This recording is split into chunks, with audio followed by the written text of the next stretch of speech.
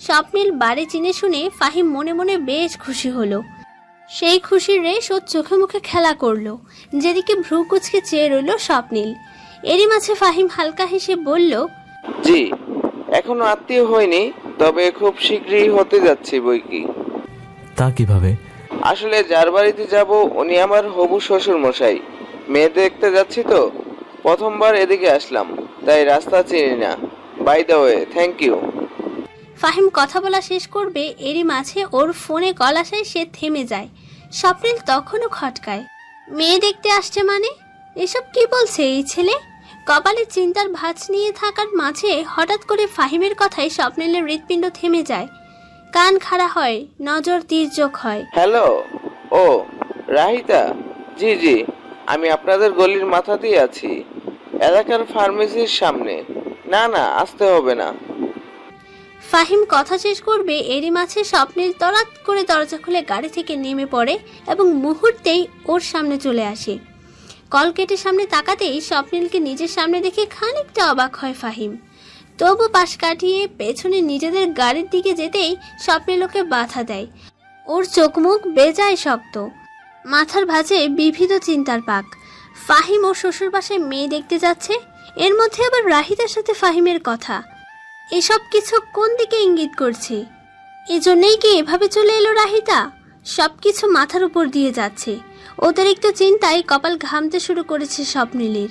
একদিকে ওর মন বলছে রাহিতা ওর সাথে এমন করতে পারে না, কিন্তু কাল রাতে রাহিতার ওসব কথা, একই সাথে আজ সকালে মায়ের কথাবার্তা শুনে স্বপ্নিলের অশান্ত মস্তিষ্ক তা মানতে নারাজ। রাহিতা যদি সত্যিই ওকে ছাড়তে চায়, স্বপ্নিলের হৃৎপিণ্ডের ছটফটানি পারে। অসহ্য দহনে বুকের ভেতর কেঁপে উঠে।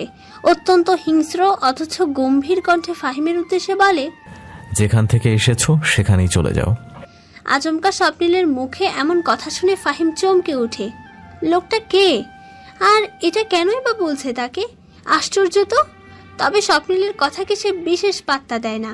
আগের মতোই নির্বিকারভাবে হেঁটে চলে যেতে লাগে নিজের গাড়ির দিকে।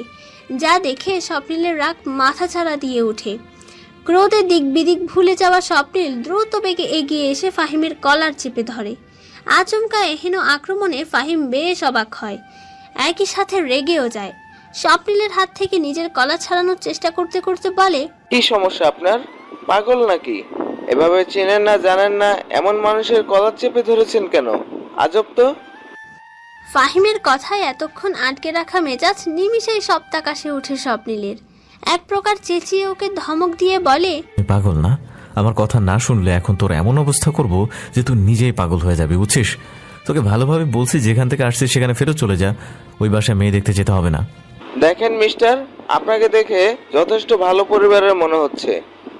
আমি জানি না আপনি কেন এরকম গুন্ডার মতো বিহেভ করছেন, কিন্তু আমি আপনার কথা মানতে বাধ্য নই। একবার কেন, 100 বার মেয়ে দেখতে যাব। আমার হবু বউকে আমি দেখতে যাচ্ছি, এতে আপনার কি? আমার কি মানে? আমারই তো সব। তুই যাকে দেখতে চাচ্ছিস সে আমার। একটা কথা কান শুলে রাখ, রাহিতা আমার বউ, ও শুধু আমার। রাহিতার দিকে চোখ দিলে কিভাবে সেই চোখ টেনে তুলতে হয় তা আমার ভালোভাবে জানা আছে। এজন্যই বলছি, ভালোই ভালো এখান থেকে চলে যা, নয়তো। স্বপ্নিলের মুখে রাহিতার নাম শুনে ফাহিম কিছুটা আন্দাজ করতে পারে কি হচ্ছে এখানে। স্বপ্নিল যে ওকে ভুল ভাবছে তার দিব্যি বুঝতে পারছে সে। তাই নিজেকে সামলে বেশ খানিকটা বল প্রয়োগ করে স্বপ্নিলের হাত থেকে নিজেকে ছাড়িয়ে বলে, হোয়াট? আপনি এসব কি বলছেন? দেখুন, এখানে একটা বড় মিসআন্ডারস্ট্যান্ডিং হয়েছে। আমি রাহিতাকে না। ফাহিম কথা বলা শেষ করতে পারে না। তার আগেই স্বপ্নিল ফুঁসে উঠে ওর দিকে আঙুল তাক করে হিস হিসিয়ে বলে, খবরদার রাহিতার মুখে নাম নিবি না। খবরদার রাহিতার নাম মুখে নেবে না। আর কখনো যদি রাহিতার সাথে যোগাযোগ করার চেষ্টা করছিস তবে আমার চেয়ে খারাপ আর কেউ হবে না। স্বপ্নিল কথা শেষ করতে পারে না, কারণ এরই মাঝে রাহিতা সেখানে চলে আসে। ওকে ছুটে আসতে দেখে নিজ হতেই স্বপ্নিলের মুখ থেমে যায়। সারাদিন পর নিজের সামনে প্রেয়সীর দেখা পেয়ে স্বপ্নিলের অন্তর শীতল হয়, গতি মন্থর হয়। এতক্ষণ মনের ভেতর টকবক করতে থাকা অনল নিভে যায়। ত্রস্ত পায়ে রাহিতা ছুটে এসে স্বপ্নিলের বাহু ধরে ফাহিমের কাছ থেকে টেনে সরিয়ে নেয়। অবশ্য সরিয়ে নেয় বললে ভুল হবে, হৃষ্টপুষ্ট স্বপ্নিলকে টেনে সরানোর মতো জোরও নেই, বরঞ্চ ওকে কাছে আসতে দেখে স্বপ্নিল নিজ হতেই সরে গেছে। বাহুতে প্রেয়সীর ছোঁয়া পেয়ে পুরুষালী দেহের ভাঁজে লুকানো কোমল সত্তা বেরিয়ে এসেছে নিজ হতেই। এদিকে স্বপ্নীলকে ছাড়ানো শেষে লজ্জিত রাহিতা ব্যস্ত কণ্ঠে ফাহিমের উদ্দেশ্যে বলে, Fahim, I am really sorry. ওনার পক্ষ থেকে আমি মাফ চাইছি। প্লিজ তুমি ভুল কিছু ভেবো না। এখানে বড় একটা মিসআন্ডারস্ট্যান্ডিং হয়ে গেছে। রাহিতার কথা শুনে ফাহিম শ্বাস ফেলে। তার মানে সে যা ভেবেছিল তাই হয়েছে। এটা নিশ্চয়ই রাহিতার স্বামী, তাই মনের প্রশ্ন সরাসরি করে বসে, ইটস ওকে। আমি নিজেও বুঝেছিলাম কিছু একটা ভুল বোঝাবুঝি অবশ্যই হয়েছে, নয়তো অচেনা মানুষের সাথে কেউ এমন করে না। ফাহিমের কথায় রাহিতা স্বস্তির নিঃশ্বাস ফেলে। যাক, ছেলেটা উল্টাপাল্টা কিছু ভাবেনি, এতেই শান্তি। এরই মাঝে ফাহিম আবারও বলে, বাই দ্য ওয়ে রাহিতা, ইনি কি আপনার হাজব্যান্ড? জি, এর জন্যই ভুল ভেবেছিলেন। আপনি কিছু মনে করবেন না প্লিজ। অলরেডি অনেক সময় ওয়েস্ট হয়ে গেছে। গাড়িতে আপনার বাবা মা অপেক্ষা করছে নিশ্চয়ই। গাড়ি কোথায় দেখছি না যে? ও তাই তো, আমি তো ওইসবের মাঝে ওটা ভুলেই গিয়েছিলাম। গাড়ির গলির শুরুতে রেখে আমি এসেছিলাম দিক চিনে নিতে, কিন্তু ওইসবের মাঝে আর খেয়াল ছিল না। এখন যাই কেমন? বাবা মা নিশ্চয়ই ভাবছে ঠিকানা খুঁজতে যেয়ে আমি নিখোঁজ হয়ে গেছি। ফাহিমের মশকরায় হেসে ফেলে রাহিতা। ফাহিমকে ওদের বাসার দিক নির্দেশনা দেখিয়ে দিয়ে একই সাথে অনুরোধ করে ওর বাবা মাকে মাত্র ঘটে যাওয়া বিষয়ে কিছু না বলতে। পরে সব ঘটনা শুনবে এই আশ্বাস নিয়ে ফাহিম নিজের গাড়ির দিক ফেরত চলে যায়। ফাহিম যেতেই স্বপ্নীলের বাহু ছেড়ে দেয় রাহিতা। একই সাথে কড়া চোখে তাকায় ওর দিকে।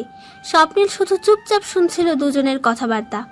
এতক্ষণে সে নিজেও বুঝেছে তার কোনো একটা ভুল বোঝাবুঝি হয়েছে, কিন্তু সেটা কি তা ঠিক এই মুহূর্তে একদমই মাথায় আসছে না।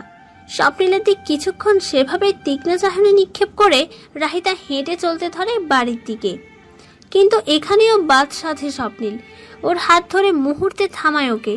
বিরক্ত চোখে রাহিতা পেছন ফিরতেই স্বপ্নীল বলে, হেঁটে যাচ্ছ কেন? আমি তো গাড়ি নিয়ে এসেছি, তোমাদের বাসাতেই যাচ্ছি, গাড়িতে এসো।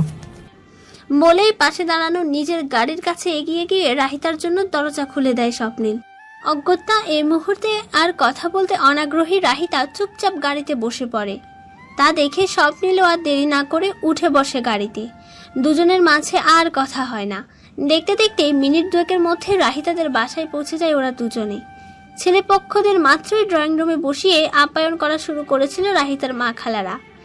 রাহিতার মা খাবার নিতে রান্নাঘরের দিকে যাচ্ছিলেন। এমন সময় বাড়ির ভেতর রাহিতা ও স্বপ্নীল প্রবেশ করে। স্বপ্নীলকে দেখে বেশ অবাক হয়ে যান রাহিতার মা। বলা বাহুল্য, বড় মেয়ে জামাই সচরাচর তাদের বাসায় আসে না। বিয়ের পর এক দুবারই এসেছে। সেই ছেলে আজ হঠাৎ এই সময় বিনা নিমন্ত্রণে হাজির হওয়ায় বিস্মিত হওয়ারই কথা।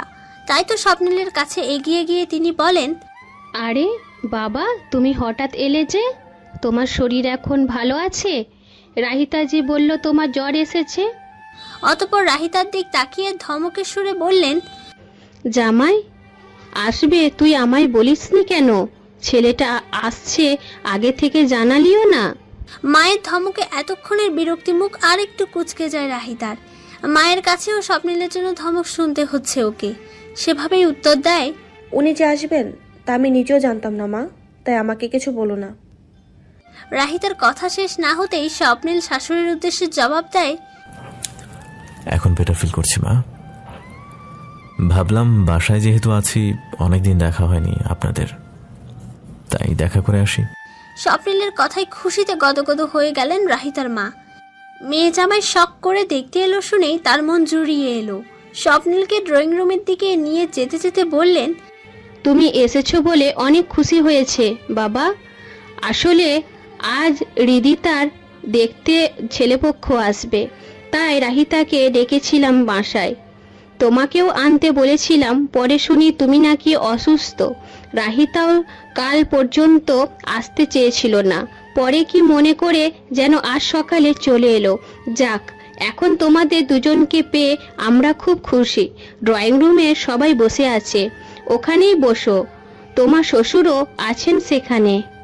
ড্রয়িং রুমে বসে সবার সাথে পরিচয় হয় স্বপ্নীলের। সবার সাথে কথাবার্তা বলার মাঝে ওর মাথায় সবটা ঢোকে। তার মাঝে তাকে বোকা বানিয়ে এখানে পাঠিয়েছেন রাহিতার বাড়ি ছাড়ার কথা বলে, সেটাও এখন বুঝে সে। আর এতক্ষণ কী সব পাগলামি করেছে রাহিতাকে হারানোর ভয়ে ওসব মনে করে নিজ মনে বেশ কিছুক্ষণ হাসে স্বপ্নিল। অবশেষে সবকিছু জেনে শান্তিতে শ্বাস নিতে পারছে সে, যেন প্রাণ ফিরে পেয়েছে। সেভাবেই তাকায় অদূরে বসে থাকা রাহিতার দিকে। ছেলে পক্ষের সাথে কথাবার্তা শেষে ফাহিম ও রিদিতার বিয়ের দিনক্ষণ ঠিক হয় এ মাসের শেষের দিকে। সব কিছু শেষে বিকেলের শেষ প্রান্তে চলে যায় পাত্রপক্ষ। ক্লান্ত রাহিতা সবার আড়ালে একা একা ছাদে চলে আসে। তবে বাকিদের চোখের আড়াল হলেও স্বপ্নিল ঠিকই খেয়াল করে। একই সাথে ওর পিছে যেতে ধরে, কিন্তু বাদ সাধে শ্বশুর মশাই। জামাইকে এতদিন পর পেয়ে সৌজন্যতার খাতিরে এটা সেটা নানান কথা বললেন তার সাথে। ভদ্রতার খাতিরে স্বপ্নিলে উঠতে পারল না। শ্বশুরের সাথে আলাপ চলল কিছুক্ষণ, অতঃপর সবাই ক্লান্ত হয়ে রুমে চলে গেল রেস্ট নিতে। রাহিতার মা বড় জামাইয়ের জন্য নিজ হাতে রান্না করবেন বলে চললেন রসুই ঘরে। সাথে স্বপ্নিলকে যেতে বললেন রাহিতার রুমে। সবাই চলে যাওয়ায় সুযোগ বুঝে স্বপ্নিল উঠে গেল ছাদে। রাহিতার সাথে অনেক কিছুই সরাসরি কথা বলা দরকার তার আজকে। সন্ধ্যার আকাশ গাঢ় লাল, সূর্যি মামাও অস্ত যেতে কোমর বেঁধে প্রস্তুত। ছাদের কোণ ঘেঁষে দাঁড়িয়ে একদৃষ্টিতে আকাশের দিকে তাকিয়ে আছে রাহিতা। চুলগুলো এলোমেলো উঠছে, সেদিকে তার খেয়াল নেই। তার মনোযোগ ওই দূরের আকাশের নিড়ে ফেরা পাখিদের দিকে মত্ত। স্বপ্নিল যে কখন এসে পাশ ঘেঁষে দাঁড়িয়েছে তা টেরই পায়নি সে। আনমনে পাশ ফিরতেই ওর দিকে মুগ্ধ নয়নে চেয়ে থাকা স্বপ্নিলের দিকে চোখ পড়ে তার। এ চোখের দৃষ্টি রাহিতার অচেনা নয়। যবে থেকে স্বপ্নিলের চোখ পড়তে শিখেছে সে, তবে থেকে রাহিতা জানে এ মানুষটা আনমনেই তার মায়ায় বাঁধা পড়েছে। তার মতোই প্রেমের সাগরে পাড়ি জমিয়েছে। তবু কখনো মুখে না বলায় রাহিতার অভিমান হয়। মূলত সে অভিমানের রেশ ধরেই ওর আজ এ বাড়িতে চলে আসা। একটি নিঃশ্বাস ফেলে রাহিতা মনোযোগ দিয়ে তাকায় এবার স্বপ্নিলের পানে। ওর হলদেটে ফর্সা মুখে সূর্যের লালিমা এসে পুরুষালী সৌন্দর্য বহুগুণ বাড়িয়ে দিয়েছে। এ মানুষটিকে বিগত কত বছর ধরেই তো চিনে রাহিতা, অথচ সত্যি বলতে সে কখনো ভাবেইনি এ মানুষটা একদিন ওর হবে। স্বপ্নিলকে ও ভালোবেসেছিল ভালোবাসা বুঝতে শুরু করার আগে থেকেই। কিশোরী বয়সে যখন প্রথম প্রণয় হাওয়া লেগেছিল, ঠিক তখনই তার জীবনে আগমন ঘটে স্বপ্নিল নামক এই স্বপ্ন পুরুষের। সেদিনের কথা মনে হতেই সূক্ষ্ম হাসির রেখা খেলে যায় রাহিতার ঠোঁটে। খানিক বাদে স্বপ্নিলের স্পর্শে ধ্যান ফিরে আসে ওর। ওর মুখে ছড়িয়ে ছিটিয়ে খেলতে থাকা অবাধ্য চুলগুলোকে আলতো হাতে ঠিক করে দিতে দিতে স্বপ্নিল প্রশ্ন করে, হাসছো কেন? রাহিতা থমকায়। কাল্পনিক জগৎ ছেড়ে বাস্তবে ফিরে আসে। এতক্ষণ আবেগঘন চোখে স্বপ্নিলকে দেখছিল ভেবে লাজু কথায় ছেয়ে যায় তনু। সে তো অভিমান করেছে স্বপ্নিলের উপর, তবে কেন নরম হচ্ছে না? ও নরম হওয়া যাবে না। স্বপ্নিল মনের কথা প্রকাশ না করা পর্যন্ত অভিমানের আড়ালে নিজের প্রেমিকা সত্তাকে লুকিয়ে রাখতে হবে। মনে মনে সিদ্ধান্ত নেয় রাহিতা। স্বপ্নিল পুনরায় বলে, এভাবে আমায় না বলে এলে কেন? আমি কত টেনশনে পড়ে গিয়েছিলাম তুমি জানো। স্বপ্নিলের প্রশ্নে রাহিতা আর চোখে তাকায়। গলার স্বর যথেষ্ট রুক্ষ করে বলে, বলে এলেও বা কি হতো? আমার থাকা না থাকে আপনার কি কোনো কিছু যায় আসে? স্বপ্নিল মুহূর্তেই রুষ্ট হয়। অন্তত ওর কুঁচকে যাওয়া ভ্রুযুগল তো তাই বলছে। দাঁতে দাঁত চেপে বলে, যায় আসে, অনেক বেশি যায় আসে। কেন আসবে? আমি আপনার জীবন থেকে চলে গেলেও কিচ্ছু হবে না। আপনি আবার আমায় ভালোবাসেন নাকি? ঠাট্টার সুরে বলে রাহিতা। অতঃপর হাসে, যেন খুব বেশি মজার কোনো কৌতুক বলে ফেলেছে। ওর এমন আচরণে স্বপ্নিলের রাগ হয়। মুহূর্তেই কদম এগোয়, শরীর ছুঁই ছুঁই হয় দুজনের। রাহিতা কিছু বুঝে ওঠার আগেই কোমর জড়িয়ে টেনে নেয় নিজের কাছে। বাহুবন্ধনে আবদ্ধ করতেই হাসি থেমে যায় ওর। দু চোখে ভর করে বিস্ময়। সে মায়াভরা চোখের দিক তাকিয়ে মাথা নেওয়ায় রাহিতার মুখের কাছে। দুজনের নিঃশ্বাস একে অপরের গায়ে আছড়ে পড়ে।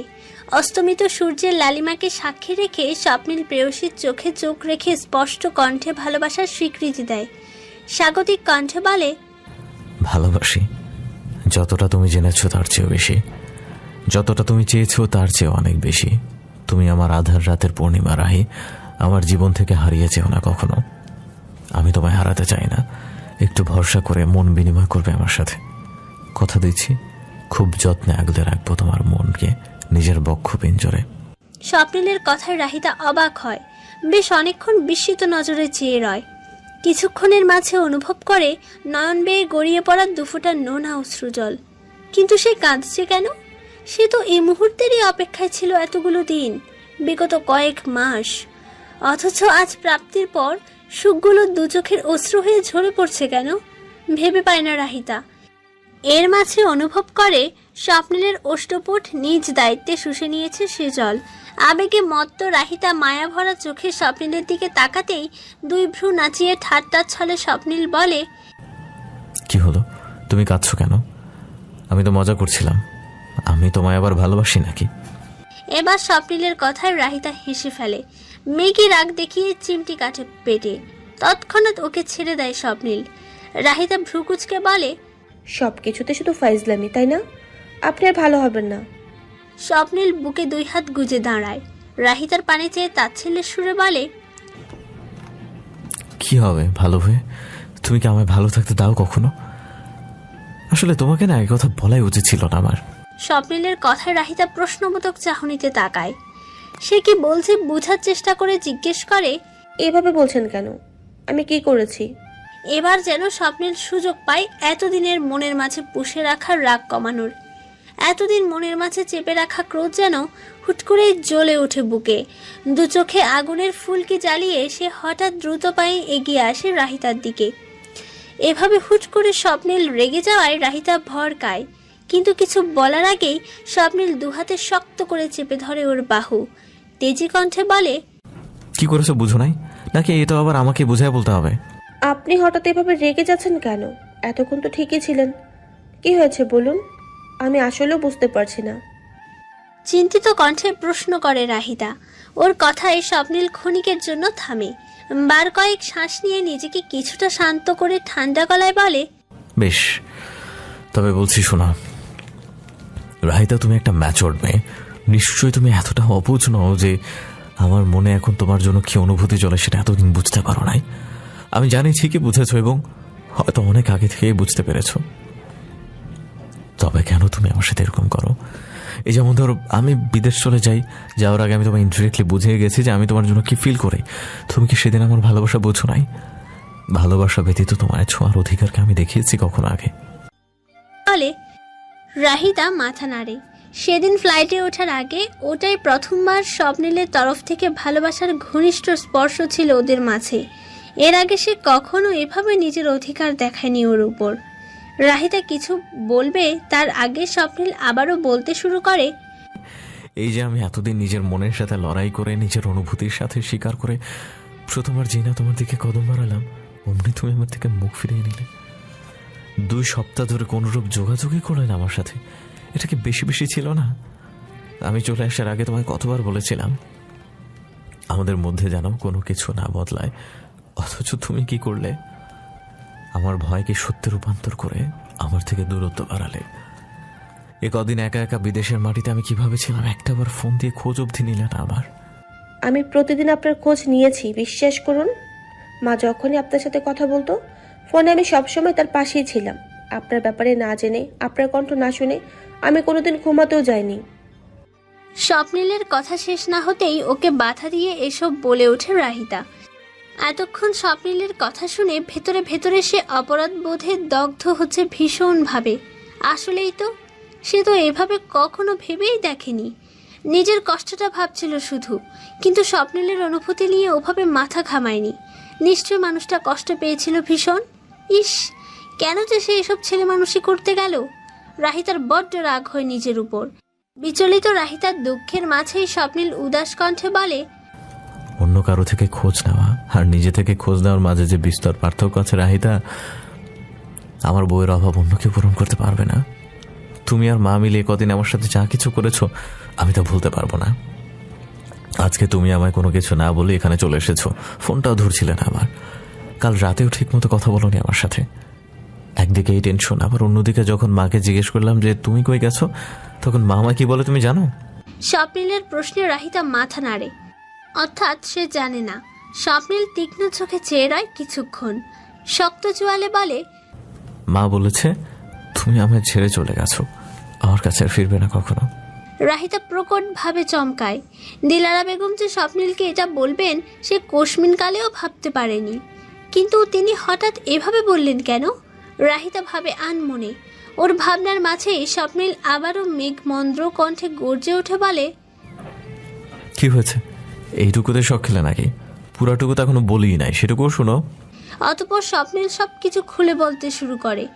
সকালে ওঠার পর থেকে সে কি কি ধাক্কার সম্মুখীন হয়েছে, কতটা মানসিক চাপে পড়েছে, তার সবটুকুই বিস্তারিত বিবরণ দেয়।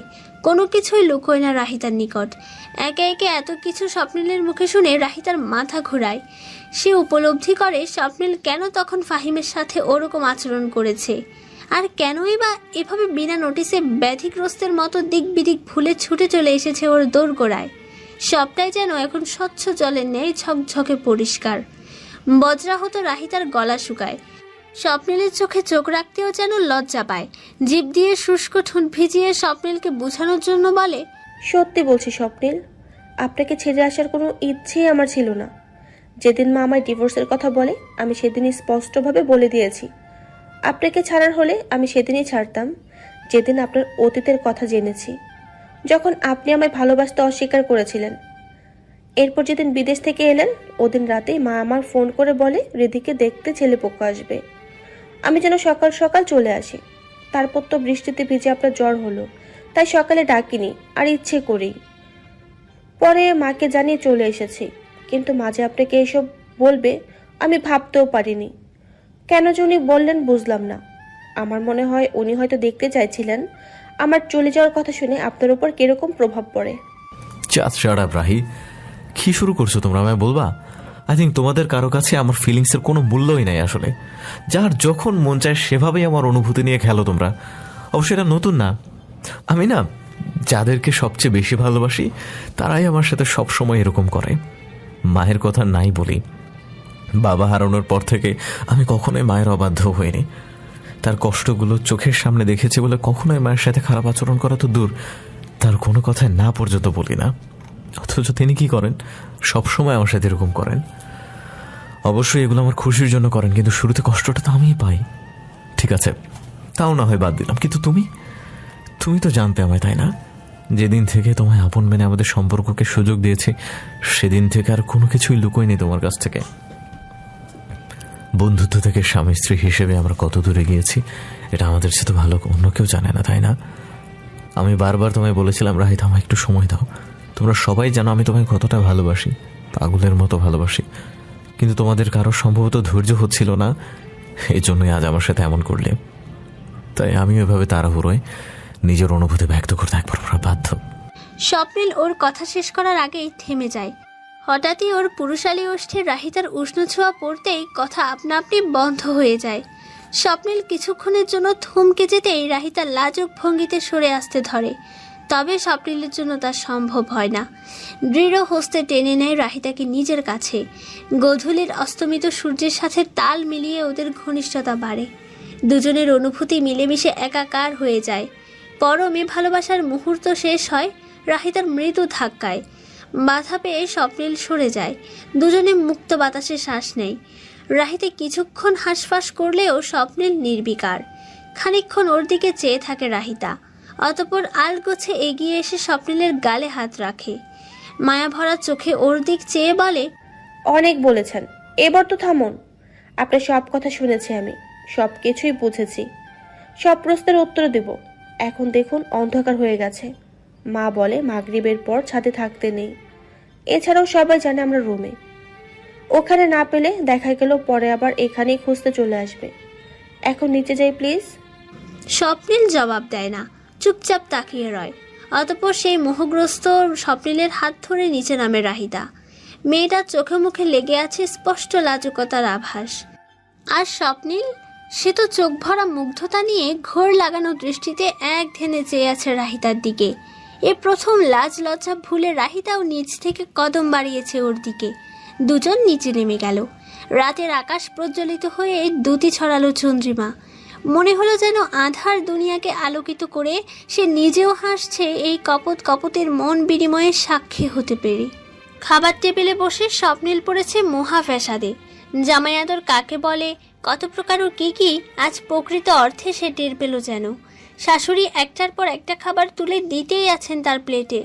থামার কোনো লক্ষণই দূর দূরান্ত অবধি দেখা যাচ্ছে না তার মধ্যে। দিশেহারা স্বপ্নিল একবার অসহায় চোখে শাশুড়ির দিকে তো আরেকবার রাহিতার দিকে তাকাচ্ছে। চোখের ইশারায় বোঝাচ্ছে ওকে এই আদর নামক অত্যাচার থেকে রক্ষা করার জন্য। কিন্তু রাহিতা, সে আর রীতিতা দুজনে স্বপ্নিলের অবস্থা দেখে হেসে একাকার হয়ে যাচ্ছে। স্বপ্নিল সেদিকে চোখ পাকিয়ে তাকালে রাহিতার মা খেয়াল করেন ব্যাপারটা। দুই মেয়েকে রামধমক দিয়ে বলেন, এই তোদের সমস্যা কি? পাগলের মতো হাসছিস কেন? খেতে বসে ছেলেটাকে ঠিক মতো খেতেও দিচ্ছে না। স্বপ্নিল বাবা, তুমি ওদের দিকে চোখ দিও না তো, তুমি শান্তি মতো খাও। শুরুতে এই একটু দিলাম, কোনো কিছু লাগলে অবশ্যই বলবে, কেমন? শাশুড়ির কথায় স্বপ্নিল মুখে জোরপূর্বক হাসি ঠেলে দাঁতে দাঁত চেপে বলে, শুরুতে যত কিছু দিয়েছেন মা, এটুকুই আগে শেষ করি কোনো মতে, তারপর না নিব। স্বপ্নিলের কথায় শাশুড়িও একগাল হেসে মাথা নাড়িয়ে বাকিদের খাবার পরিবেশনে লেগে গেলেন। কোনোভাবে খাওয়া দাওয়ার পাট চুকিয়ে ড্রয়িং রুমে বসে রৌনকের সাথে কথা বলছিল স্বপ্নিল। এরই মাঝে অফিসের ফোন আসায় সে উঠে যায়। সে সময় হৃদিতা আসে ওখানে। ওকে দেখে দুপুরের ঘটনা স্মরণে আসে স্বপ্নিলের। ইতস্তত করে কথাটা বলার জন্য উসখুস করে, তবে কিভাবে বলবে ভেবে পায় না। এর মাঝে রীতিতা ওর অবস্থা লক্ষ্য করে শুধায়, কিছু বলবেন ভাইয়া?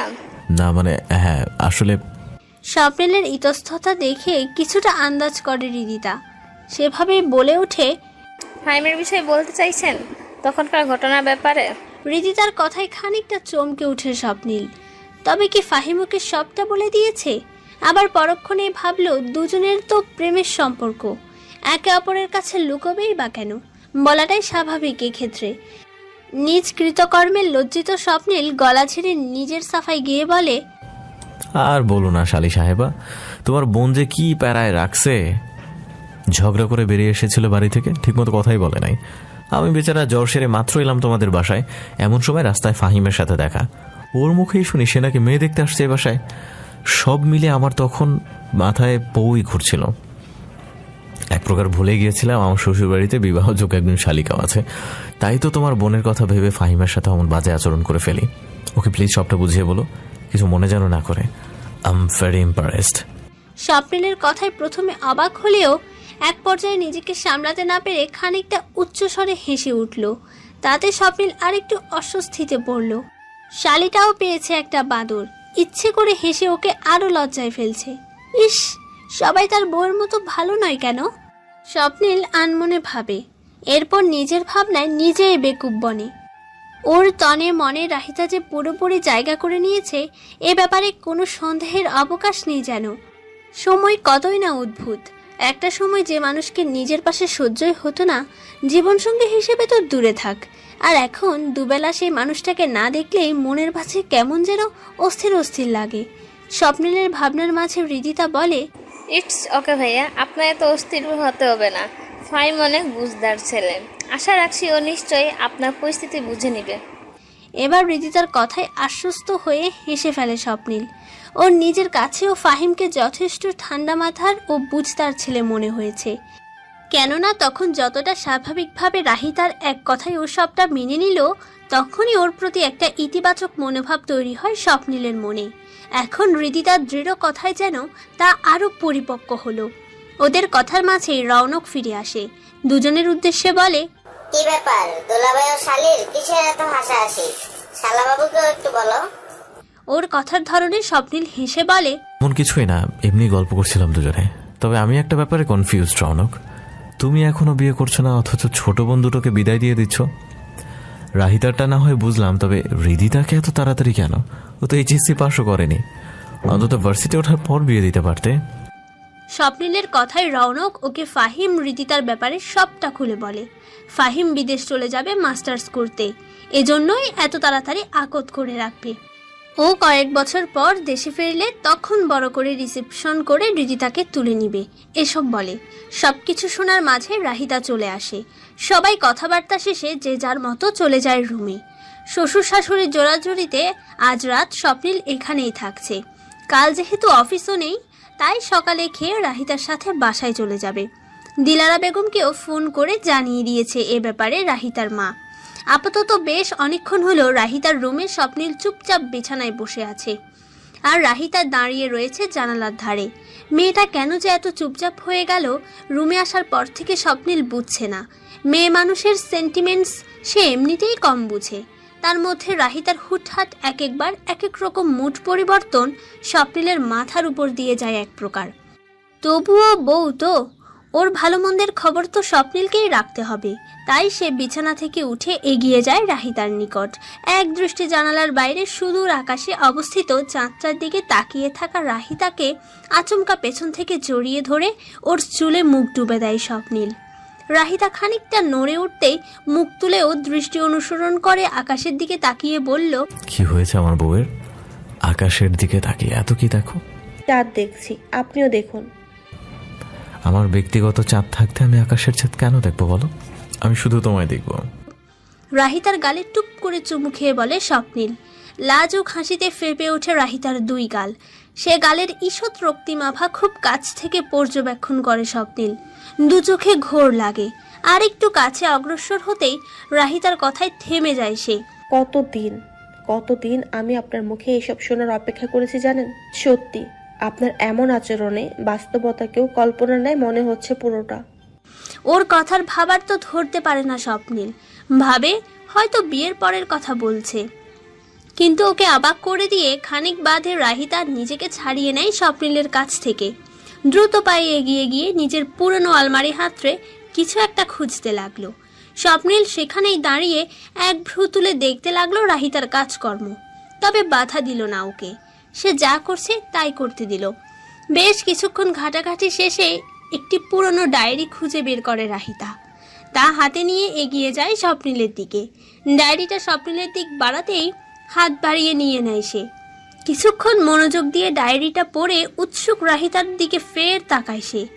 দু চোখে বিরক্তি ভাব এনে বলে, তুমি কৈশোরে কারো প্রেমে পড়েছিলে, তাকে নিয়ে ডায়েরিতে মনের ভাব লিখে রেখেছো, ভালো কথা। অতীত সবারই থাকতে পারে। I have also. তোমারও দেখে একটু অবাকই হলাম বটে, কিন্তু থাকাটা তো অস্বাভাবিক নয়, তাই না? তবে এটা আমায় দেখাচ্ছ কেন বলো তো? স্বপ্নিলের কথায় কিছুক্ষণ বোকা বোকা দৃষ্টিতে চেয়ে থাকলো রাহিতা। অতঃপর বুঝলো সে শুধু প্রথম পেজ পড়েই এমন কথা বলছে। তাই তীক্ষ্ণ চোখে তাকিয়ে বলল, এত অধৈর্য কেন আপনি? এক পেজ না পড়তেই হাঁপিয়ে গেলেন। আপনার পড়াই লাগবে না, থাক, ডায়েরিটা দিন আমায়। বলে যেই না ডায়েরিটা নিতে যাবে, এমন সময় স্বপ্নিল ডায়েরিওয়ালা হাতটা উপরে উঁচিয়ে ধরে চোখ ছোট ছোট করে বলল, আচ্ছা ঠিক আছে, বাকিগুলো পড়ছি, রিল্যাক্স। বলে স্বপ্নিল এবার ধৈর্য ধরে পুরো লেখাটুকু পড়ল। বহু বছর পুরনো ডায়েরির ভাঁজে ভাঁজে কিশোরী রাহিতার ছোট্ট মনের বিশাল অনুভূতিগুলো গুটি গুটি অক্ষরে লিখে রেখেছে। কিন্তু এত খুঁজেও স্বপ্নিল সেই কাঙ্ক্ষিত পুরুষের নাম খুঁজে না পাওয়ায় রাগ হলো। রাহিতার মনে সে ব্যতীত অন্য কারোর জন্য এরকম গভীর অনুভূতি থাকায় অজানা হিংসায় তনু মন জ্বলে উঠল। তবে স্বপ্নিলের প্রতীক্ষা বেশিক্ষণ স্থায়ী হলো না। কিছু দূর এগোতেই এতক্ষণের কালো কালির লেখাগুলোর মাঝে নীল রঙের কালিতে জল করতে থাকা নিজের নামটা দেখে এক মুহূর্তের জন্য একটা হার্টবিট মিস করলো স্বপ্নিল। বিস্ময়, ভালো লাগা, সব অনুভূতির জোয়ারে একত্রে ভেসে গেল সে। বড় বড় নয়নে ডায়েরিটা বন্ধ করে তাকালো নত মস্তকে ওর সম্মুখে দাঁড়িয়ে থাকা রাহিতার দিকে। স্বপ্নিল সবসময় অনুভব করত রাহিতা ওর প্রতি দুর্বল। মেয়েটার মনে ওর জন্য একটা সফট কর্নার আছে, কিন্তু সেটা এত আগে থেকে তা মোটেও ভাবেনি স্বপ্নিল। সে যখন অন্য কাউকে নিয়ে ভালোবাসার স্বপ্ন বুনছিল, তখন এই মেয়েটি শুধু চোখের পলকে দেখেই ওকে ভালোবেসে ওকে নিয়ে স্বপ্ন দেখেছিল। কারো এতদিনের ভালোবাসা হতে পেরে স্বপ্নিলের অন্তর পুলকিত হয়। হৃদয়ের অন্তঃস্থল থেকে রাহিতার জন্য ভালোবাসা বেরিয়ে আসে। ওকে এতটা ভালোবাসার পরেও বিয়ের পর ওর থেকে প্রত্যাখ্যান পেয়ে রাহিতার তবে কতটা খারাপ লেগেছিল, এসব ভাবলেও স্বপ্নিলের হৃদয়ে ব্যথা হয় আজকাল। ডায়েরিটা বিছানায় রেখে আলগোছে রাহিতার মুখ দুহাতে তুলে ওর চোখে চোখ রাখে। ওর কপালে ভালোবাসার স্নিগ্ধ পরশ দিয়ে মধুর কণ্ঠে বলে, তুমি আমায় ভালোবাসতে আমি সব সময় বুঝতাম, কিন্তু এতটা তা তো কখনো জানতাম না রাহি। রাহিতা হাস্যোজ্জ্বল নয়নে চেয়ে রয়। আজ সে স্বপ্নিলের চোখে ওই ভালোবাসার জোয়ার দেখতে পারছে নিজের জন্য, যা সে সব সময় দেখতে চেয়েছিল। আজ রাহিতার মনে হচ্ছে ওর ভালোবাসা সার্থক। সন্তুষ্ট চিত্তে নিজের গালে রাখা স্বপ্নিলের হাতের উপর হাত রেখে মিষ্টি হেসে বলে, ভালোবাসি স্বপ্নিল, খুব ভালোবাসি। জানেন আমি কতগুলো দিন অপেক্ষা করেছি আমাদের মন বিনিময়ের। আমাদের মন বিনিময় হয়ে গেছে, আর কোনো ভুল বোঝাবুঝি নয়, এবার শুধু ভালোবাসাবাসি হবে। I love you Rahi. লাজুক হেসে রাহিতা মুখ লুকোয় স্বপ্নিলের প্রশস্ত বুকে। অতঃপর ওকে পাঁজা কোলে তুলে নিয়ে বিছানার দিকে অগ্রসর হয় স্বপ্নিল। স্বপ্নিলের আধার জীবনের আলো হয়ে যেভাবে রাহিতা এসেছিল, সেভাবেই এক পূর্ণিমা রাতে একে অপরের ভালোবাসায় তৃষ্ণার্থ দুজনের হৃদয় ভালোবাসার নতুন ধাপ অতিক্রম করল। তনে ও মনে দুজন প্রকৃত অর্থে দুজনার হয়ে ওঠে। পরদিন সকালে আরেক দফা ভুরি ভোজনের পর অবশেষে স্বপ্নিল রাহিতাকে নিয়ে বাসার উদ্দেশ্যে রওনা হলো। এর মাঝে সকালবেলা বাসায় যাওয়ার পরে রবীন্দ্র সরোবর চোখে পড়ায় স্বপ্নিল গাড়ি থামালো। পাশ ফিরে রাহিতার উদ্দেশ্যে বলল, হাঁটবে? চলো কিছুক্ষণ ঘুরে আসি। স্বপ্নিলের এহেন প্রস্তাবে রাহিতা মুচকি হেসে মাথা নাড়ে। রাস্তার পাশে গাড়ি পার্ক করে দুজনে বের হয়। সকাল সকাল তবুও তেমন একটা ফাঁকা নেই জায়গা, মানুষ আছে ভালোই। জায়গাটা মনোমুগ্ধকর হওয়ায় মানুষের আনাগোনা লেগেই থাকে। কেউ এসেছে বাচ্চাদের নিয়ে, কেউ বা একা একাই বসে আছে গাছের নিচে, আবার কোনো কপতি এর মাঝেই প্রেম করতে ব্যস্ত। এসব সব দৃশ্যের ভিড়ে স্বপ্নিল রাহিতা হেঁটে চলেছে হাতে হাত রেখে নিজেদের মতন। লেকের পাশে টং হতে মটকা চা নিয়ে দুজন পাশাপাশি হাঁটছে আর গল্প করছে, যেন আশেপাশে কি হচ্ছে সেদিকে তাদের কোনো চিন্তা ভাবনা নেই। নতুন নতুন প্রেমে পড়া প্রেমিক যুগলদের মতো ওরা দুজনেও শুধু নিজেতেই মত্ত। এরই মাঝে ওদের ধ্যান কাটে একটি ছোট্ট বাচ্চার মেয়েলি স্বরে। ওরা সামনে তাকিয়ে দেখে এক বাচ্চা মেয়ের হাতে তাজা বেলি ফুলের মালা। আবদারের সুরে বলছে, একটা মালা নেন না ভাইয়া, আপুর হাতে সুন্দর লাগবে। ওর কথায় আর চোখে একবার রাহিতার দিক তাকায় স্বপ্নিল। রাহিতাকে জিজ্ঞেস করে, ভাল লাগে বেলি ফুল? ফুলের গন্ধে আবার তোমার অ্যালার্জি নেই তো? রাহিতা মাথা নাড়তেই পুনশ্চ মেয়েটার উদ্দেশ্যে বলে, কত করে মালাগুলো? 20 টাকা। আচ্ছা তাহলে দাও কয়েকটা। মেয়েটা খুশি হয়ে 6টা মালা দেয় স্বপ্নিলকে। সে 200 টাকা দিলে ফুলওয়ালি মেয়েটা কাচুমাচু করে বলে, সকাল সকাল বেচতে আসছি, এখন তো খুচরা টাকা নাই ভাইয়া। লাগবে না, তুমি রেখে দাও পুরোটা। স্বপ্নিলের কথায় খুশিতে গদগদ হয়ে চলে যায় মেয়েটা। স্বপ্নিল আশেপাশে ফাঁকা স্থান দেখে রাহিতাকে নিয়ে বসে গাছগাছালের মাঝে অবস্থিত একটি বেঞ্চে। ইশারায় হাত চাইতে রাহিতা নির্দ্বিধায় বাড়িয়ে দেয়। তিনটে তিনটে করে মেয়েটার দুহাতে বেশ সুন্দরভাবে যত্ন সহকারে বেলি ফুলের মালা পরিয়ে দেয় স্বপ্নিল। ফুলে ফুলে সুসজ্জিত রাহিতার হাত দুটো সুগন্ধে যেন মোমো করছে। নয়ন ভরা খুশি নিয়ে মুগ্ধ হয়ে নিজের হাত জোড়া নেড়ে চেড়ে দেখছিল রাহিতা। ওর হাসি হাসি মুখের দিক চেয়ে স্বপ্নিল এগিয়ে বসে, দুজনের মধ্যকার দূরত্ব কমায়। বেলি ফুলে আবদ্ধ রাহিতার হাত দুটো তুলে নেয় নিজের হাতের মুঠোয়। গাঢ় চুমু খেয়ে বলে, তোমার এই হাত দুটো দেখছি বেলি ফুলের সৌন্দর্য বাড়িয়ে দিয়েছে। স্বপ্নিলের এহেন কথায় রাহিতা ঈষৎ লজ্জা পায়। লাজুক হাসি ফোটে ঠোঁটের কোণে। স্বপ্নিল এত সুন্দর কথা বলবে, ওর প্রশংসা করবে, সে কি ভেবেছিল কখনো? ধৈর্যের প্রাপ্তি সত্যিই মধুর।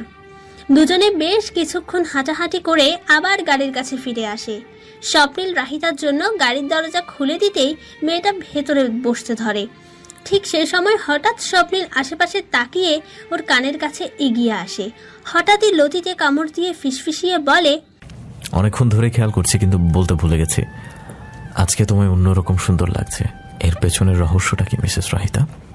রাহিতা প্রথমে অবাক হলেও কিছুক্ষণ পর স্বপ্নিলের কথারত্ব ধরতে পেরে শিউরে ওঠে। নিদারুণ লজ্জায় চোখ বড় বড় করে তাকায়। নিজের কাছ থেকে স্বপ্নিলকে ধাক্কা দিয়ে সরিয়ে দ্রুত বেগে গাড়িতে বসতে বসতে বলে, চুপ করুন তো অসভ্য লোক। ওর এমন আচরণে স্বপ্নিল উচ্চ হাসিতে ফেটে পড়ে। রাহিতাকে বিব্রত করতে, ওকে লজ্জা দিতে স্বপ্নিলের ভীষণ ভালো লাগে। রাহিতা যখন লাজুক চোখে কপট রাগ দেখিয়ে ওর দিকে তাকায়, স্বপ্নিলের অন্তর তৃপ্ত হয়। রাহিতার ছোট ছোট বিষয়ে যেমন ওর ভালো লাগে, তেমনি ওর ছোট ছোট কষ্টেও স্বপ্নিলের মনে ভীষণ অস্থিরতা কাজ করে আজকাল। ভালোবাসা বুঝি এমনই হয়। বাড়ি ফিরে ফ্রেশ হয়ে সরাসরি দিলারা বেগমের রুমে চলে গেছে স্বপ্নিল। সে মায়ের উপর ভীষণ ক্ষিপ্ত। কেন তাকে ওভাবে ধোকা দিল তখন? সব কিছুর জবাব স্বপ্নিল চায়। তবে দিলারা বেগম এখন আছেন বেশ স্বাভাবিক ও ফুর্তিতে। স্বভাবতই নিজের বিচক্ষণতার দ্বারা তিনি বুঝে গেছেন স্বপ্নিল ও রাহিতার মাঝে সব ঠিক হয়ে গেছে। তাই তিনি বেশ স্বাভাবিকভাবেই বলেন, তোদের সম্পর্কে হস্তক্ষেপ করার জন্য আমায় মাফ করিস বাবা। বলা বাহুল্য, মায়ের মুখে এমন কথা শুনে স্বপ্নিল চমকায়, বেশ অবাক হয়। তিনি কেন ক্ষমা চাইছেন? স্বপ্নিল তো এজন্য আসেনি। মায়ের কথায় বিস্মিত স্বপ্নিল বিছানায় বসা মায়ের সামনে হাঁটু গেড়ে বসে। মায়ের কোলে মুখ গুজে ইতস্তত করে বলে, মা, তুমি এভাবে বলছো কেন? আমি তোমার থেকে ক্ষমা চাইনি, প্লিজ এভাবে বলে আমায় ছোট করো না কখনো। দিলারা বেগম হাসেন। ছেলে যে তাকে কতটা শ্রদ্ধা করে, কতটা ভালোবাসে তা তিনি বরাবরই জানেন, এবং এটারই এক প্রকার সুযোগ নিয়ে তিনি স্বপ্নিলের একান্তই ব্যক্তিগত সিদ্ধান্তগুলোই হস্তক্ষেপ করেছেন বলেই আজ ক্ষমা চাইছেন ছেলের কাছে। স্বপ্নিলের মাথায় স্নেহের পরশ বুলিয়ে দিয়ে বললেন, আমি জানি তুই আমায় সেভাবে বলিসনি, আমার পেট থেকে হয়েছিস তুই, তোকে কি আমি চিনি না? তবুও বললাম, এর পেছনেও একটা কারণ আছে স্বপ্নিল। মায়ের কথায় স্বপ্নিল মাথা তুলে প্রশ্নবোধক দৃষ্টিতে তাকায় তার দিকে। ওর চাহনি দেখে দিলারা বেগম ছেলের চুলে হাত এলিয়ে বলেন, তোর মা হিসেবে আমি তোর জীবনের ছোট বড় সব সিদ্ধান্তে নিজের মতামত দিয়েছি, যেটা আমার কর্তব্য ছিল। কিন্তু কিছু কিছু ক্ষেত্রে প্রত্যেকটা মানুষকে নিজের জীবনের সিদ্ধান্ত একাই নিতে দেওয়া উচিত। তবে পরিস্থিতির শিকার হয়ে আমি তোর জীবনের এত বড় একটা সিদ্ধান্ত, বিয়ের মতো গুরুত্বপূর্ণ একটা দায়িত্ব তোর ইচ্ছার বিরুদ্ধে তোর ওপর চাপিয়ে দিয়েছিলাম, যেটা পারতপক্ষে আমার উচিত হয়নি। তবে আমি এটা করতে বাধ্য ছিলাম, কারণ তখন তোর যে অবস্থা ছিল তাতে আমার হস্তক্ষেপ না করলে তোর জীবনটা আজকের পরিণতি পেত না। রাহিতাকে কোনো কিছু না জানিয়ে তোর সাথে বিয়ে দেওয়ার জন্য আমি আগেই ওর কাছে ক্ষমা চেয়েছি। তুই আমার নিজের সন্তান, তাই যে অধিকারবোধ থেকেই তোর কাছে কখনো মাপ চাওয়ার প্রয়োজন বোধ করিনি। তবে আজ হঠাৎ মনে হলো, এখন যেহেতু সব ঠিক হয়ে গেছে, তাই তোকে এটা বলা উচিত। তুমি যদি সেদিন আমার জীবনের এই সিদ্ধান্ত না নিতে, তবে আজ আমার কি হতো আমি নিজেও জানি না মা। আমি তোমার কাছে কৃতজ্ঞ রাহিতাকে আমার জীবনে এনে দেওয়ার জন্য। আমার জীবনকে সঠিক পথে আনতে তোমার অবদান কখনোই অস্বীকার করতে পারবো না। ছেলের কথায় দিলারা বেগম তৃপ্তির হাসি হাসেন। প্রসঙ্গ ঘুরাতে স্বপ্নিলের কান টেনে স্বভাবসুলভ বাঙালি মায়ের মতো করে বলেন, তোর কৃতজ্ঞতা তখনই গ্রহণ করব যখন আমার কোলে নাতি নাতনি এনে দিবি। তার আগে পর্যন্ত তোর কৃতজ্ঞতা ঝুলিয়ে রাখা হলো। মায়ের কৌতুকপূর্ণ কথায় স্বপ্নিল উচ্চস্বরে হেসে ওঠে। একই সাথে হাসলেন দিলারা বেগমও। দুজনের আড়ালেই মা ছেলের এই মিষ্টি দৃশ্যের সাক্ষী হলো রাহিতা। সেও দরজার আড়াল থেকে হাসলো তাদের অজান্তে। আল্লাহর কাছে দোয়া করলো যেন তাদের এই সুন্দর পারিবারিক বন্ধন সদা এভাবেই অটুট থাকে। এ জীবনে একটি সুখী পরিবারের চেয়ে বেশি মূল্যবান আর কি কিছু আছে? চোখের পলকেই পেরিয়ে গেল সময়। রাহিতা এখন অনার্স 3য় বর্ষের শিক্ষার্থী। পড়াশোনার চাপ যেমন বেড়েছে, তেমনই বেড়েছে সাংসারিক দায়িত্ব। সামিরাও এইচএসসি দিয়ে রাহিতার ভার্সিটিতে ভর্তি হয়ে গেছে। স্বপ্নিল ব্যস্ত ব্যবসা নিয়ে। কদিন আগে ওরা জানতে পেরেছে দীপ্তর সাথে সামিরার প্রেমের সম্পর্ক ছিল বিগত 3 বছর ধরে। তবে স্বপ্নিল আনিকার সম্পর্কের পরিণতির জন্য পারিবারিকভাবে জানাতে ভয় পাচ্ছিল তারা। তবে সামিরাকে অবাক করে দিয়ে স্বপ্নিল এক্ষেত্রে বিচক্ষণতার পরিচয় দিয়েছে। সে একজনের থেকে ধোঁকা পেয়েছে, তার মানে এমন না যে ওই বংশের সবাই ওরকম হবে। নিজের মামাতো ভাই দীপ্ত কেমন ছেলে স্বপ্নিল ভালো করেই জানে। রাহিতারও সামিরাকে সাপোর্ট করেছে। একই সাথে দিলারা বেগমেরও আপত্তি নেই। দীপ্ত বেসরকারিভাবে বড় একটি প্রতিষ্ঠানে চাকরি পেয়েছে বিধায় পারিবারিকভাবে আগামী মাসেই দুজনের আগত হবে।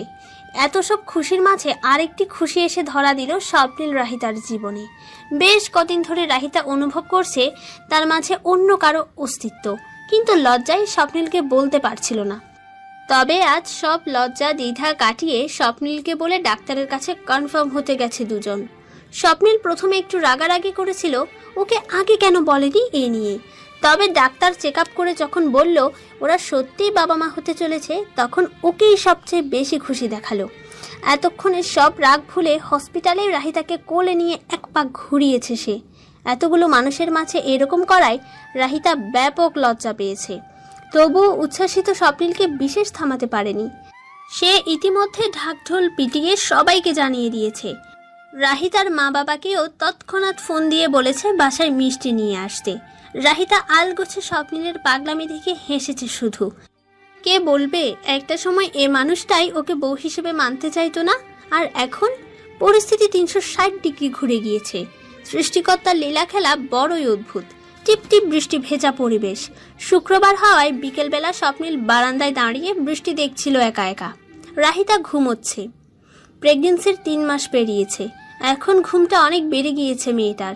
একটু পর পরে ঘুমোতে যায় শুধু। তাই স্বপ্নিল ওকে না উঠিয়ে একা একাই বৃষ্টি দেখতে মগ্ন। আনমনে ভাবলো এ সময় একটা সিগারেট হলে মন্দ হতো না। পরক্ষণে আবার নিজের প্রতি নিজের রাগ হলো স্বপ্নিলের। আজকাল সে খুব একটা সিগারেট খায় না। রাহিতার পছন্দ না বিধায় ছেড়ে দিয়েছিল প্রায়। তার মাঝে ও প্রেগনেন্ট হওয়ার পর থেকে একেবারেই হাতে নেয় না বলতে গেলে। তাই এবারও নিজের চিন্তাকে হাওয়ায় উড়িয়ে দিয়ে চোখ বন্ধ করে ভেজা মাটির গন্ধে প্রাণ ভরে শ্বাস নিচ্ছিল স্বপ্নিল। এমন সময় বাহুতে গরম কিছু ঠেকতেই চমকে উঠে চোখ খুলে পাশে তাকায় স্বপ্নিল। রাহিতা দাঁড়িয়ে আছে হাসি মুখে। ওর দুহাতে 2টো চায়ের কাপ। রাহিতাকে দেখে প্রথমে হাসলেও পরক্ষণে চা দেখে রেগে যায় স্বপ্নিল। আজকাল দিলারা বেগম ও স্বপ্নিল ওকে খুব একটা রান্নাঘরে যেতে দেয় না। এসব কাজের জন্য তো একদমই না। তবুও রাহিতা কখন যে উঠে চা বানাতে গেল স্বপ্নিল টেরই পেল না। চায়ের কাপ হাতে নিয়ে খানিকটা রাগ দেখিয়ে সে বলে ওঠে, চা বানাতে গেলে কেন তুমি? তোমার না পায়ে ব্যথা করছিল বললে সকালে? তবুও কেন রাহিতা? আমার এসব ভালো লাগে না, একদম না। স্বপ্নিলের রাগ দেখে রাহিতা হাসে। মিষ্টি কণ্ঠে বলে, আমি বানাইনি তো, রহিমা খালাকে যে বললাম তিনিই বানিয়ে দিলেন, আমি শুধু নিয়ে নিলাম। এই যা। আপনি একা একা বৃষ্টি দেখছিলেন যে, বোর হচ্ছিলেন নিশ্চয়ই, আমায় ডাকলেই পারতেন।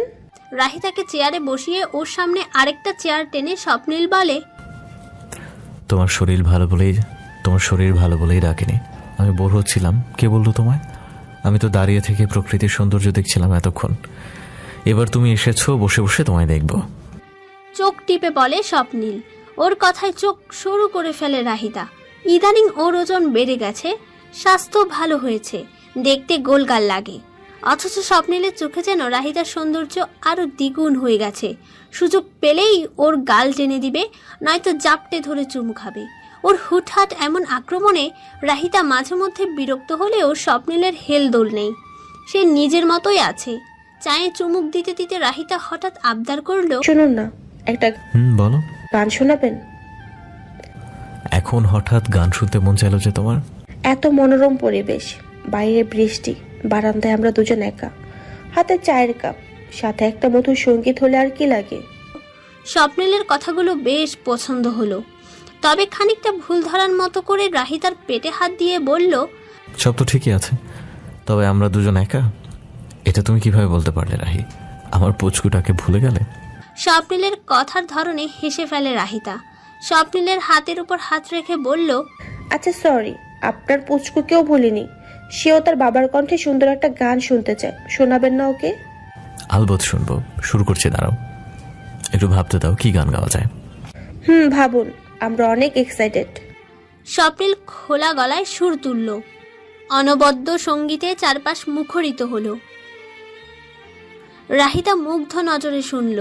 ওর মনে হলো গানটা যেন ওর উদ্দেশ্য করে লেখা হয়েছিল। বাইরে বৃষ্টির বেগ বাড়ল। ভেজা মাটির গন্ধে চারপাশ স্নিগ্ধ হলো। বারান্দায় 1 কাপ চায়ের সাথে একটি সুখী দম্পতির মন বিনিময়ের গল্প পরিপূর্ণ হলো।